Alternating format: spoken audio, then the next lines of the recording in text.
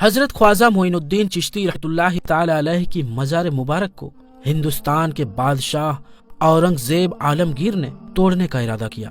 بادشاہ اورنگزیب کو ولیوں کے مطابق یہ غلط فہمی تھی کہ مرنے کے بعد مزاروں میں انہیں زندہ کر دیا جاتا ہے۔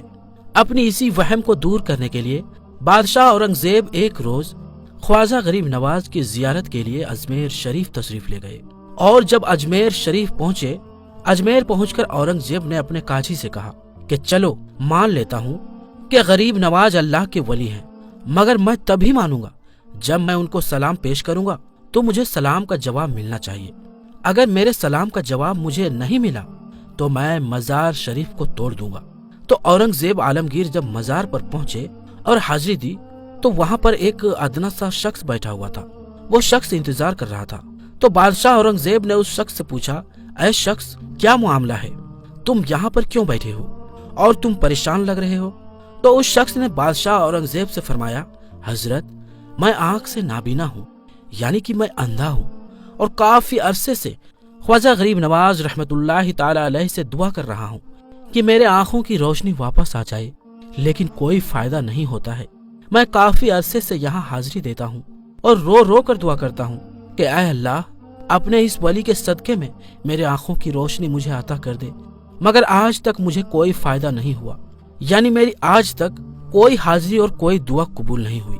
تو بادشاہ اورنگزیب نے اس اندھے شخص سے کہا کہ میں مزار پر سلام پیش کرنے کے لیے جا رہا ہوں، اور جب تک میں واپس آؤں اور تب تک تیری آنکھوں کی روشنی تجھے نہ ملی تو میں تلوار سے تیری گردن اڑا دوں گا۔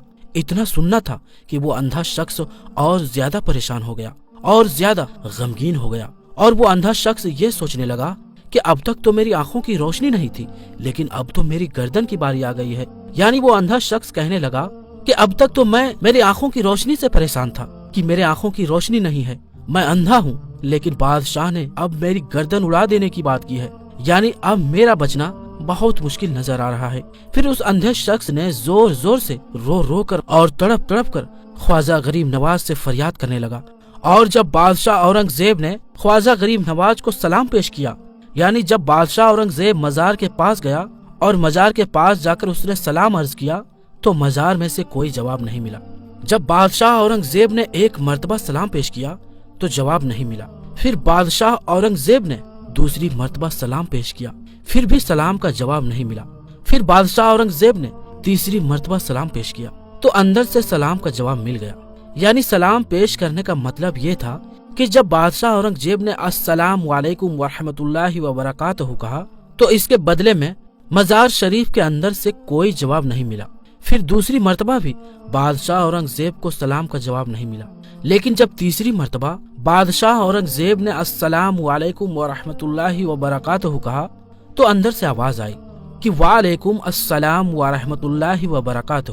پھر مزار شریف سے آواز آتی ہے، اے بادشاہ اورنگزیب، دوبارہ ایسی ضد نہ کرنا، کیونکہ تمہاری ضد کی وجہ سے میں اس اندھے آدمی کی آنکھوں کی روشنی لینے عرش الہی پر گیا تھا، اور اسی وجہ سے تمہارے سلام کے جواب دینے میں دیر ہو گئی۔ سبحان اللہ۔ خواجہ غریب نواز کی کرامت کو دیکھنے کے بعد بادشاہ اورنگزیب رحمت اللہ تعالی علیہ خود ایک اللہ کے ولی بن گئے۔ اللہ اکبر۔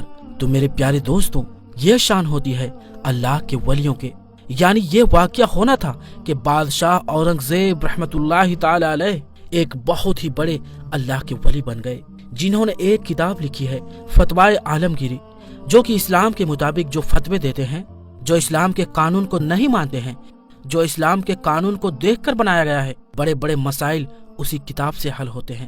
حضرت خواجہ معین الدین چشتی رحمت اللہ علیہ القاب خواجہ غریب نواز عطائے رسول صلی اللہ علیہ وآلہ وسلم کہا جاتا ہے کہ آپ کی ولادت سنجر جو ملک ایران کے اصفہان شہر میں خراسان کے قریب میں ہے، میں 1530 ہجری 1141 میں ہوئی۔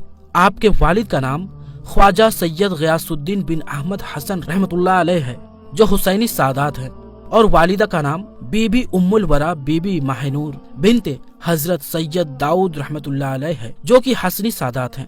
8 برس کی عمر میں آپ کے والد کا انتقال ہو گیا، اور 15 برس کی عمر میں آپ کی والدہ کا انتقال ہو گیا۔ حضرت خواجہ معین الدین چشتی رحمت اللہ علیہ علم دین 544 ہجری میں ایک بار آپ اپنے پھلوں کے باغ میں کام کر رہے تھے، तब हजरत इब्राहिम कंदोजी नाम के एक दरवेश वहाँ आए और बैठे। आपने उनको अपने बगीचे में से अंगूर का गुच्छा पेश किया और उन्होंने उसे खाया। फिर मेहमान नवाजी से खुश होकर अपने थैले में से कुछ निकाला, फिर उसे चबाकर ख्वाजा मोइनुद्दीन को खाने के लिए दिया।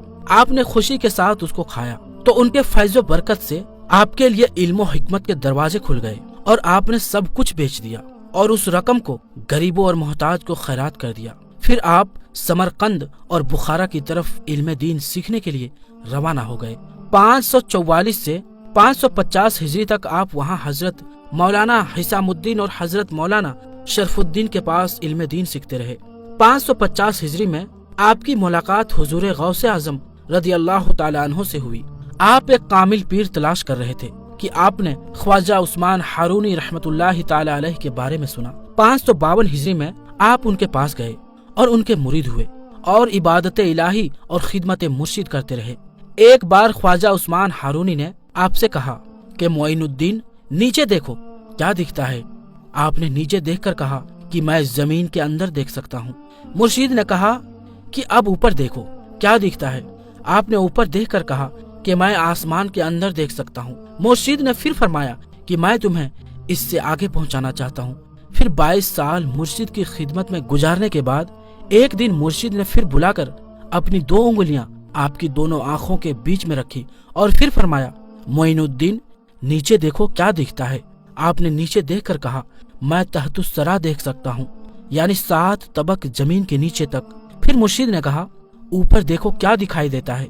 आपने ऊपर देखकर कहा कि मैं अर्शे आजम तक देख सकता हूँ।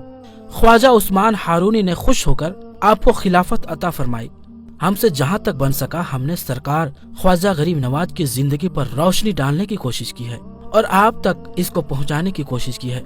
आखिर में बस यही कहूँगा कि अल्लाह हमारी इस कोशिश को अपनी बारगाह में मंजूर फरमाए।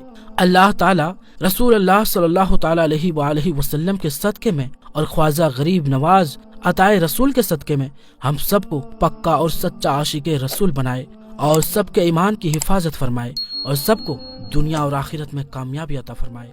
आमीन सुम्मा आमीन।